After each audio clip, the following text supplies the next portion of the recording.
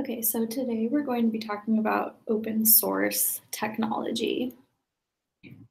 So just to give you a brief overview of how we're going to be looking at this topic, first we're going to define what open source is. Next, we're going to look at the origins and the history of open source. We'll take a look at some notable companies and figures in this industry and look at the pros and cons associated with open source. And then finally, we'll look at the future and the potential of open source. So just to get started, before talking about open source, we kind of need to understand what it is. So basically what it is, it's software with a source code that can be edited and improved by anyone. This is in contrast with proprietary software, which can only be edited by select people and is kept private and secret. Even though open source may be used by anyone, just like proprietary software, anyone who uses open source code must agree to the terms of an open source license. The accessibility of open source encourages people like developers to be creative, and it gives them the tools to improve technology and make new programs. It's important to note that open source is not synonymous with free, although sometimes it is. But instead, it really means that there are no restrictions on who can use it and what they can use it for. So open source is really cool because it uses crowdsourcing and it taps into the minds and the skills of people really all over the world. So it opens up a lot of potential and opportunities that proprietary software really doesn't have. And the open source initiative was founded almost 20 years ago.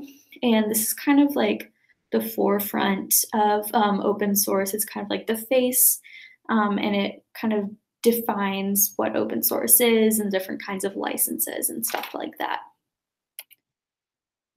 Okay, so moving on to the origins of open source. People have been sharing technological information with each other even before the conception of computers. For example, during World War II, Ford, the automotive company, shared a lot of their patents to help production for the war effort. And then as computers developed into the 50s and 60s, most of the software was being developed by people in academia and research. So there was really no reason for any of the software to be open source because it wasn't really of interest yet to more common people. However, as computers became more advanced and available to regular consumers, the software became more valuable and it was viewed as a source of revenue. As a result, a vast majority of source code for software was kept secret. Any sharing of software that happened was generally between internal programmers and members of companies. The term open source was officially recognized in 1998 as more people called for source codes to become open. So next we're going to look at just a few of the prominent companies and people in this industry.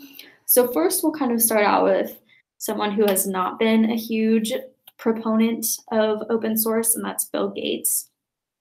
So in his letter to hobbyists, which he wrote in 1977, Bill Gates expressed his annoyance with the beginnings of what would become the open source movement. As a result, Microsoft has been infamous since then for being generally anti-open source, although they are being forced and pressured to move closer to this. But on the other hand, companies such as IBM have been collaborating with other companies like Linux, which we'll talk about next, to work on open source, as well as developing their own initiatives.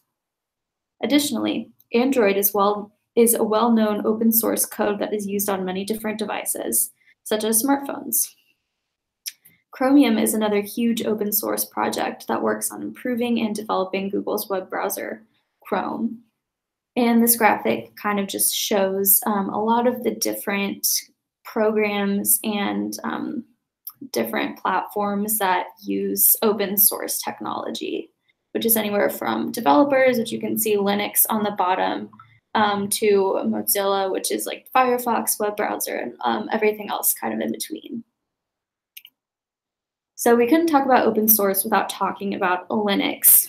So Linux was created by Linus Torvalds in 1992, and he is still in charge of the quote-unquote Linux kernel, which is the heart of the Linux open source project called the Free Software Foundation, or FSF for short.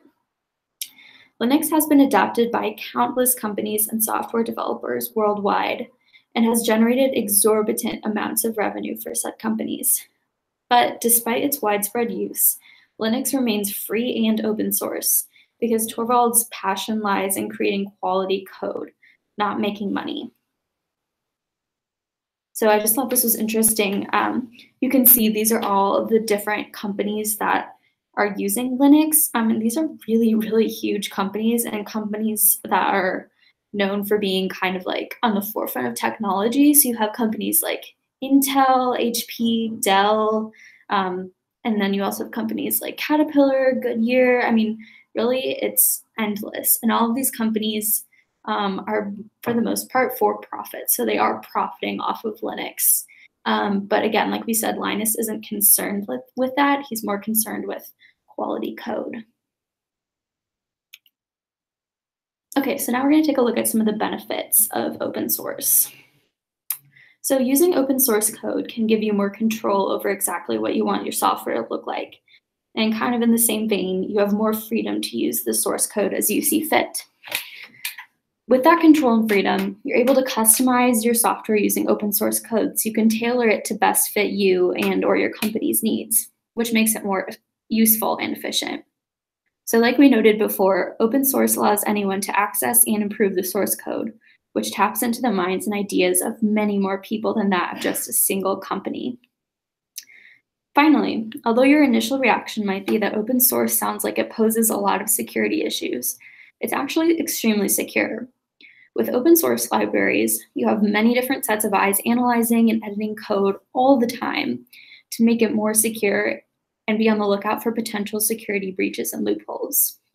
And of course, open source is much cheaper than proprietary software, with the biggest costs usually coming from support services that are offered by the source code creators.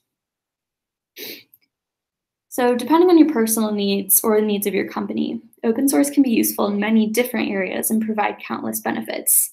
Each of these benefits you see on this graphic and many others are just one of the features of open source. Okay, so it's important to acknowledge some of the downfalls and the cons of open source. The accessibility of open source is a double-edged sword.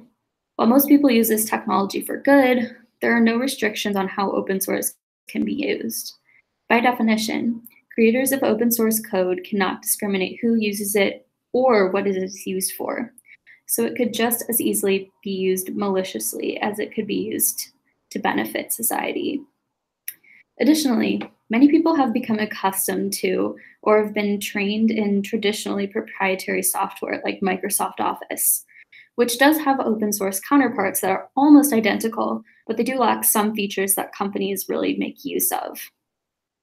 In the same way, if a company or industry has been relying on the same proprietary software for years, it may be difficult to switch to open source based software.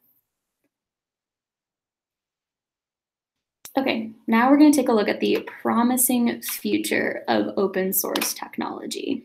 So while it has its pros and cons, open source is undoubtedly here to stay, and the uses of open source are continually growing. Open source code is being used in the development of cloud technology, which also powers the promising Internet of Things connected world.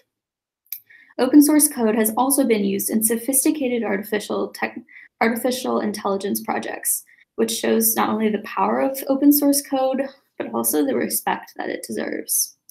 And finally, just another one of the interesting ways open source has been used is in blockchain technology, which is what many cryptocurrencies like Bitcoin operate on. So just to kind of review everything, first we defined open source and what it is, and then we looked at the origins and history and where open source came from. And then we took a look at some of the notable companies and figures, such as Linux, and we looked at the pros and cons and weighed those benefits and downfalls. And then finally, we looked at the future and the potential that open source technology has to offer.